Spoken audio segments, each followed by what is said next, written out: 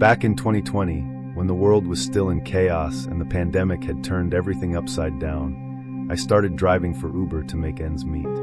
I'd just been laid off from my retail job, and like a lot of people, I needed fast money. Rideshare wasn't glamorous, but it paid the bills, and honestly, I figured it'd be temporary. One thing I learned quick: when you're driving late at night, you see all kinds of people. Drunk passengers, awkward conversations, weird silences. You start to build a thick skin for it. But what happened one night in October still sticks with me, like a cold I never fully shook off. It was a Friday night, just after midnight. I dropped off a rider at a hotel on the edge of town, near this half-dead strip mall with a bowling alley. Before I even had a chance to exhale, the app pinged. New ride request. Pickup, 6 minutes away. Right in front of that same bowling alley. The name on the request said Derek. Seemed routine. I headed over. When I arrived, the place looked closed. Lights inside were off, no cars in the lot, just a few dull parking lights buzzing overhead. But under one of them stood a man. Alone. He was tall, maybe 6 feet 2 inches, wearing a gray hoodie and jeans, his hood up, hands in his pockets. His head was tilted down like he was studying the pavement. He didn't move when I pulled up. I rolled down the window. "You Derek?" He raised his head slowly, gave a small nod, and walked over to the passenger side. He slid into the back seat, directly behind me, without saying a word. "Address still good?" I asked, glancing at the GPS. It was a location about 20 minutes away, somewhere I didn't recognize, looked like a quiet residential street. He spoke softly. "Yeah, that's right." His voice was calm, but off. Not slurred, not high, just completely flat, like there was no emotion behind it. But I didn't overthink it. People are weird. You learn not to assume too much. I started driving. He didn't say anything for the first several minutes. Just sat there, perfectly still. Every time I peeked in the rearview mirror, he was staring. Not out the window, not at his phone. Just straight ahead, right at the back of my head. It was unsettling. The silence felt heavy, so I tried to lighten the mood. "How's your night going?" There was a pause. Then he said, "Just needed to get out of there." "Out of where?" I asked. He replied, "Doesn't matter." I let it go. Whatever was going on, I didn't want to dig into it. As we drove deeper into the route, the surroundings started changing.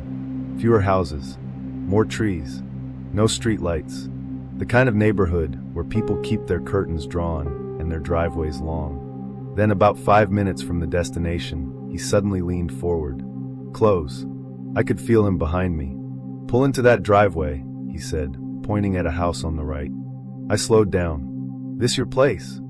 He didn't answer directly. "Just pull in." The house looked like it hadn't been lived in for years. No lights, no car, overgrown yard. The siding was chipped and faded. It gave off that strange, dead energy old abandoned houses sometimes do. Still, I pulled in and put the car in park. I turned around. "You okay?" He was staring at the front door. "Wait here." Then he stepped out, not heading for the door like I expected, but walking around the side of the house, disappearing behind it without another word.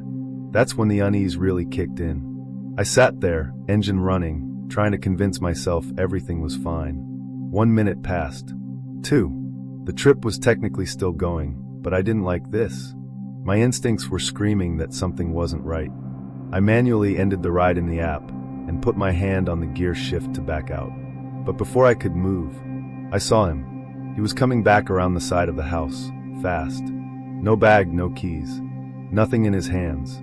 But something was different about him. His expression had changed. He looked energized, or maybe agitated.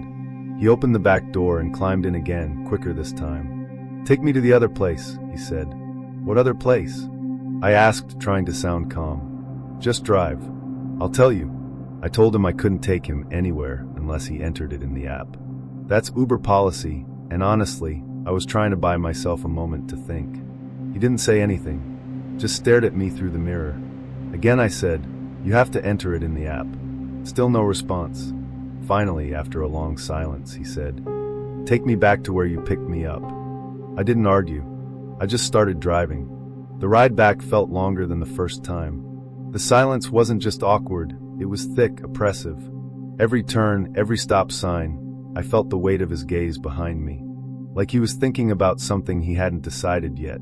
I tried to break the tension one more time. "Tough night, huh?" he muttered. "You could say that." I followed up. "Everything all right?" Another pause. "Not yet," he said. I didn't say anything after that. When we got back to the strip mall, I pulled into the same spot where I'd picked him up. Before I could speak, he leaned forward again. "You ever think about how you're gonna die?" he asked. I froze, gave a nervous laugh. "Not really something I dwell on." He didn't laugh.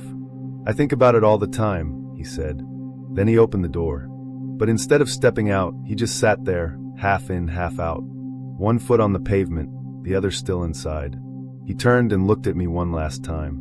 "You picked the wrong guy up tonight." Then he stepped out fully and shut the door, walked off into the darkness behind the bowling alley without looking back. I sat there for a full minute, maybe longer, trying to process what just happened, trying to slow my breathing. Eventually, I drove off, eyes darting to the rear view every few seconds, half expecting him to reappear in the back seat. When I got home, I opened the app to check the ride details.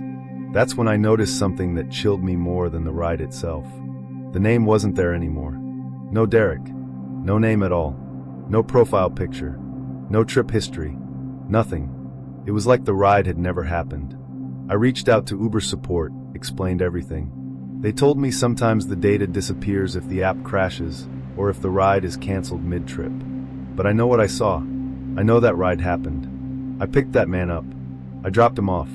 I ended the trip. And I'll never forget what he said. "You picked the wrong guy up tonight." I've never seen him again, and I pray I never do. But every time I pull into a dim parking lot, every time I get that late-night ping, I remember that voice, that stare, and that one final line. And I wonder if that night, he changed his mind, or if the next time he won't.